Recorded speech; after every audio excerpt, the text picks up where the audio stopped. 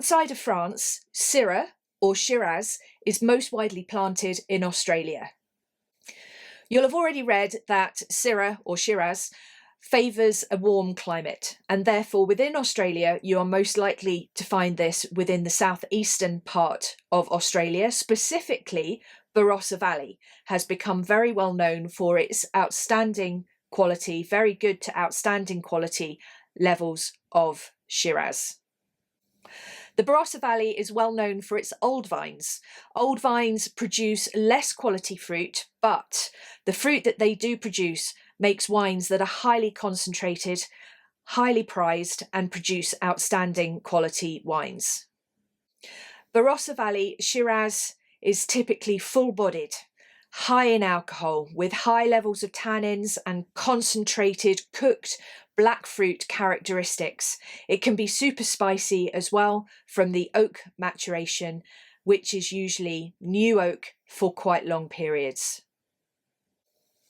Okay, so the appearance, deep, exactly as we'd expect for Shiraz, exactly as we'd expect for Barossa Shiraz in particular.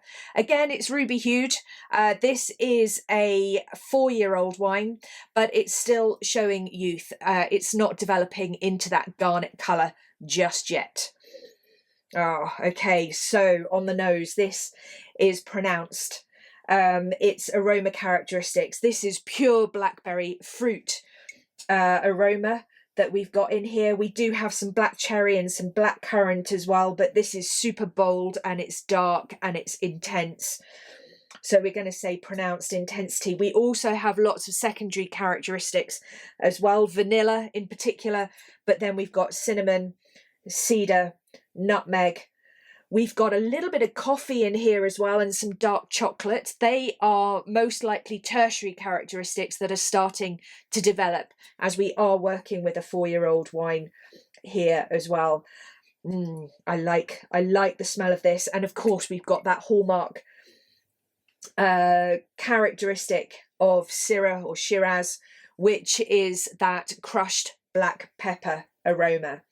Okay, on the palate, let's try.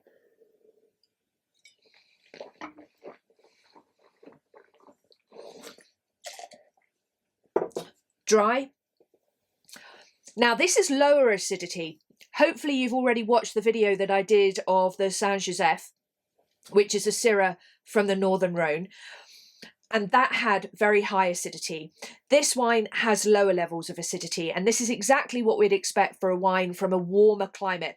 The Barossa Valley is much warmer than the Northern Rhone, for example. And you'll know already that as a grape ripens, acidity decreases, sugar increases. And this is exactly what's happening in this wine here. So the grapes are riper because of that warmer climate in the Barossa Valley, which is resulting in a wine with only a medium level of acidity rather than a high level of acidity. The tannins are high, exactly what we would expect from that warm climate wine from Syrah. Combined with the warm climate, we'd expect high tannins. And the alcohol is right up there as well at 14.5%. Again, exactly what we'd expect from a warm climate Syrah.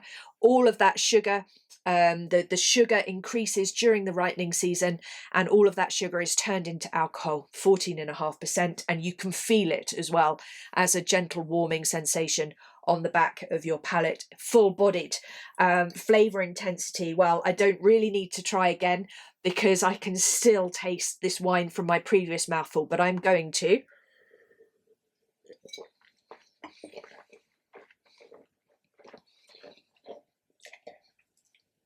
Okay, so pronounced flavour intensity, flavour characteristics, exactly as they were before, with that crushed black pepper. Tiny little bit of violet as well that adds some complexity on the palate, but otherwise it's all the black fruit, black currant, black cherry, blackberry in particular, and then we've got those spicy vanilla notes and baking spices from oak maturation. The finish, well, only medium. No, that's not true actually. I think the finish is long. So I'm going to say that this wine is outstanding. It is pronounced in intensity. It has a long finish. It's super complex as well. There's a lot going on in this wine. So I think we have to put it in the outstanding category.